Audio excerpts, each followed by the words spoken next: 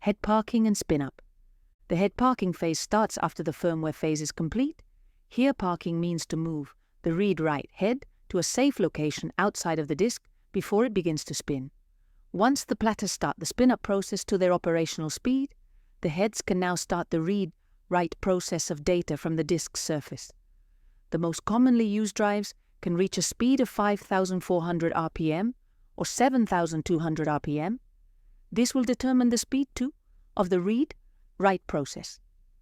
Seek operation. This phase starts with the disk platter spinning at the normal speed depending on the speed of the drive, 5,400 RPM or 7,200 RPM. Higher if it's a hard drive with a specific use, like a server hard drive. Once the drive reaches the correct speed, the read.write heads position on the disk platter track. The read.write heads move to different tracks or sectors of the spinning disk to access different types of data. Read-write operation. Once the read.write head is located in the correct position, it can start the reading and writing process to the disk platters. This process can be explained like this. To read the data, it detects the magnetics modifications to the surface of the disk. To write new data, it modifies the magnetic states of the surface of the disk per track and sector. Idle. This phase is when the process of writing and reading is complete, the drive enters an idle state, it locates the read-write head into an idle position and reduces the spinning speed of the drive to save power, but it is still ready for a new command of writing and reading. These are the overall phases of the startup of a drive. Skipping or having issues during one of these phases may result in a physical or logical damage. This damage can be caused by not shutting down a drive properly, disconnecting the drive without ejecting it, or a power outage during any of these phases. Watch the following video, How Do Hard Disk Drives Work? By Branch Education. Sectors with physical damage. Physical damage can occur due to mishandling of the disk, hits or impacts on the disk, exposure to the elements, or failures during assembly. When the sectors have physical damage, you will experience speed issues when reading and writing, not being able to read and write data, etc. In general, the drive will not operate as required. Most common logical damage handling and recovery. The logical damage can happen when the logical data structure has failed or corrupted information. The damage is not related to physical damage. There are different methods that can be used for logical damage. On Windows computers, you can run the check disk command on a command prompt window. This will identify the damaged data by checking the file system metadata of a volume to identify local errors. For more information, visit the Microsoft Learn site for CHKDSK, https learn.microsoft.com, NUS, Windows Server, Administration, Windows Commands, CHKDSK, Tabs, Event Viewer. For logical damage, you can use data recovery software. This software will try to recover lost or damaged files using the file structure or look for previous versions stored in the metadata of the file. If there is a backup of data, this can be used to restore the file with logical damage and create a new file with no damage in a new sector to avoid issues with the same file. Most common internal physical damages, their correct handling and recovery.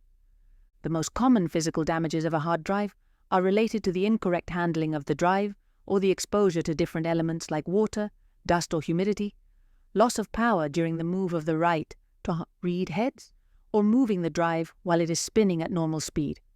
Head crash. The head crash damage occurs when there is contact from the spinning disks to the read-write head. They can cause damage on the surface of the disks, like scratches. It alters the calibration of the write-read head and damaged sectors, or tracks where data is stored. The correct handling of this type of damage is not to continue using the hard drive, as using the hard drive might cause additional damage to both parts. It usually requires a specialized laboratory with a clean environment to open the hard drive case and assess the damage. This can cause data loss or corrupted data. Motor failure. The disk platters have a motor that makes the platter spin at high speeds. As per the description of the drive, this motor can fail due to wear, electrical issues, assembly defects, humidity, water damage or bad handling of the drive. The motor can work at a slow speed or not work at all. The correct handling of this type of damage is to power down the drive, look for diagnostic tools like HDDS scan tool, https://hddscan.com, and in case that the drive motor is not spinning at all, it will require a specialized technician to assess the damage of the device and replace the motor. This process requires special tools and knowledge. Platter damage. The platter damage is when the disc platters are out of calibration, caused by impacts or mishandling the drive while it is spinning, scratches on the platter caused by the read-write head, and when the drive has been exposed to different environments. This type of damage can cause data loss or data being corrupted. The handling of this damage will require powering down the drive, opening the device by a specialized technician in a clean room to assess the damage. The recovery of the data will need specialized procedures in a clean room. Data collection, handling, and analysis. With the release of new tools, technologies, and AI usage, data manipulation has become an important topic when acquiring data using different methods. That is why there is a process to follow before, during, and after acquiring data from any type of device or software. The preservation of the integrity of the data is important, and handling the data in a correct manner is key. That is why handling and documenting the process is so important when presenting the analysis of the data to a court or group of stakeholders interested in the investigation related to the device or data. The process to implement during a data collection project is the following. Preparation. Make sure that you have a clear understanding of the objective of the task to perform. Ensure to have the correct tools. Documentation. That you have the skills to perform the extraction. That the custodian has given consent for the device to be imaged. Prepare and update the correct tools for the process you're going to perform. Get as much information of the device to image, make, model, serial number. Make sure that your software handles the device to imagine. Establish a checklist to follow, starting with the documentation, taking ownership of the device, handling of the device, imaging procedure, returning the device, analysis to perform, and reporting. Acquisition. Collect data from the target device, preserving the integrity of the evidence, following the correct procedure for each device. Make sure the process you are performing won't change the integrity of the data or data loss. Creating a forensic image of a device will let us perform analysis to the image without modifying the evidence in the original device. Using the correct tools, you can run keyword searches, data validations, and recovery. Use the appropriate hardware and software to extract the data, avoiding the alteration of the original evidence. For hardware use, write blockers to prevent the modification of timestamps or data in general. This can be software or hardware-based write blockers. Creating the correct process for the data forensic acquisition could be a physical or logical extraction, depending on the investigation parameters. Documentation and chain of custody. A key aspect of the data collection is the documentation and COC. This is to establish the handling of evidence, to preserve the integrity and authenticity of the evidence. The chain of custody should contain the date and time of each person handling the device, the make, model, serial number, custodian name, and any special characteristics of the device. Photographic evidence and collection logs are important when performing the analysis of the data. The detailed records of each device will maintain the integrity of the data, and if the data was modified in a specific time, it can be tracked down to the owner of the custody of the data or device. Analysis. The analysis of the data is to examine the collected evidence, export key information during the investigation, and verifying the integrity of the data and metadata of the collected information. It creates and organizes visualization of the data to investigate, filters data, and exports reports to be used as proof of evidence during the investigation. You can use e-discovery tools for analysis that will require experienced personnel, but the forensic software can export data in different formats to be ingested to e-discovery solutions. There are forensic software tools that can be used. Some of them require a license depending on the power of analysis and data carving, but there are tools that can be used for forensic analysis, like Autopsy Digital Forensics. https://www.autopsy.com. Download. Chapter 2. File systems. A file system is a structure that the operative system uses to organize and control how the files are managed in a storage. It is a mechanism for users to store data in a hierarchy of files and directories. It consists of system and users data that are organized for the computer to know where to find the data that is being stored. There are multiple file systems, but the most commonly used are FAT16, FAT32, File Allocation Table, exFAT, Extended File Allocation Table, NTFS, New Technology File System.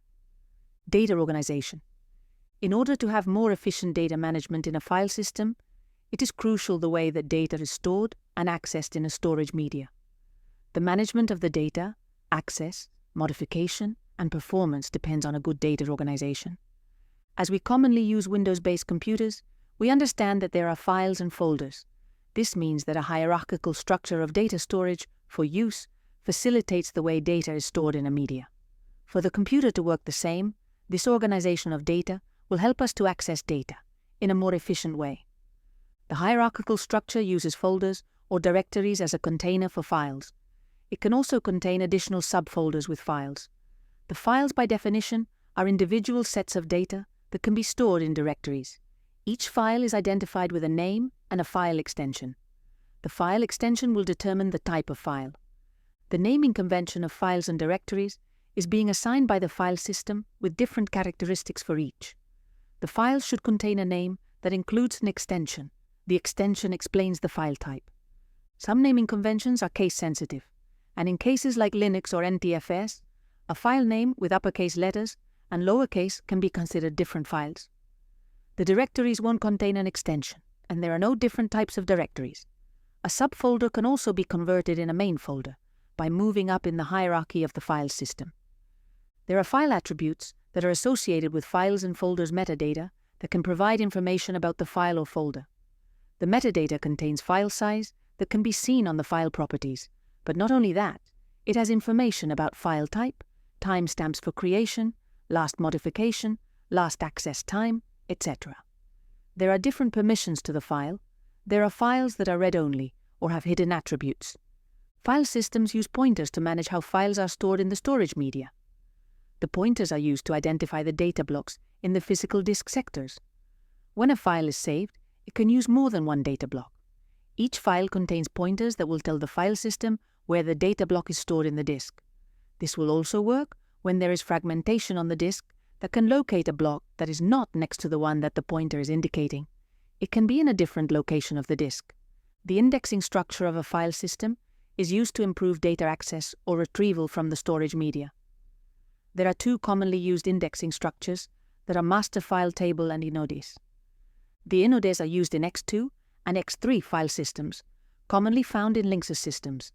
The files and directories correspond to an individual inode that contains the metadata information for managing each file or directory. The information that the index contains is file type, permissions, owner and group information, timestamps, file size, and the pointers to each data block. The MFT, master file table, is the base component for the NTFS file system, which is commonly used in Windows environments. It contains an hierarchy index that holds information about every file and directory on the file system. The information of the MFT contains the file identifier, file name, file attributes, data location, and file type. Indexing structures have an important role in a file system to manage and organize the data. By storing metadata information, they can increase the performance to access and modify data. The allocation methods of the file systems are used to allocate space on the storage media. This increases the performance of the access and management of the data by organizing and identifying the physical location on the disk of each block of data. There is contiguous allocation of blocks of data that can simplify access, but this can result in fragmentation. The linked allocation is when a block has a pointer of the location of the next block. This allows non-contiguous allocation, but it can result in reducing the performance to access the data. The indexed allocation creates blocks that store pointers to all the data blocks of a file, allowing a more efficient and flexible storage of data in the file system. There are file system operations in a data organization that can facilitate access to different operations for a file or a directory. This operation allows the creation of files or directories to the file system. It allows deletion of files and directories that will mark the data block as available for new data without removing the data. And finally, it allows access to read and write data to files that can be managed by the file system structure. The fragmentation on data organization is created by the use of the storage media. When data is created, modified, and deleted, the organization of data blocks in the disk gets impacted by the use. If a data block of a file is contiguous and the file is deleted, but if the new file uses less or more data, it will create data blocks that are non-contiguous, and the end result will be that increases the storage and access time. Disk partitions. Each physical hard drive has a logical partition, with divided space of the physical hard drive into separated logical sections that can act as independent storage units. This allows to have multiple operating systems in a single hard drive, or to store files and folders in a more efficient way. The key element of using a partition as independent can create data management between multiple operative systems, and in case one of the partitions has a logical damage, it can be formatted independently or reinstalled without removing data from the other partitions. There are some key functions of the disk partitions that allow multiple characteristics and increase the performance of the read-write process on the disk. The partitions allow multiple operative systems in a physical drive. You can create a partition for Windows and a secondary partition for Linux, or different versions of Windows in each partition. Each operative system will function independently from the other ones, but they can share data, creating data partitions to store data without an operative system. Data organization and management will allow us to create different partitions with a specific purpose. For example, you can create one partition for the operative system, one for the data files, and another partition to create backups. In this case, if the operative system failed, you can reinstall the OS, and you won't lose any data. Or if you delete, for any reason, files from the data partition, you can recover them from the backup. The data partitions can improve the performance of the disk. By organizing the data into separate partitions, the fragmentation gets reduced. Using a single partition file increases the non-contiguous storage of data blocks, and the result is less performance during the write-read process. The partition will improve the disk management. There can be a partition for operative system and applications, and the second partition for user files. This will improve the disk management. Having a specific partition can help to identify the location of each file for the user and the system. There are two primary types of partitions for commercial use: the primary partitions and the extended partition. The primary partition can be used to host an operative system. You can create more than one primary partition, but limited to 4, on a standard master boot record. The extended partition is a partition that can be used for operative system or data storage. This partition will allow multiple logical partitions and access to have more than 4 operative systems in it. The partition scheme dictates how partitions are organized on a drive, the master boot record and guide partition table. We have identified that the MBR allows only 4 primary partitions or 3 primary partitions and 1 extended. MBR is also limited to a maximum of 2 terabytes. The GPT is a new standard that supports a virtually unlimited number of partitions and can be configured in drives larger than 2 terabytes. One of the problems of the GPT is that it is more resistant to data corruption and improves the data integrity. Watch the following video, What are Disk Partitions? By Tech Quickie.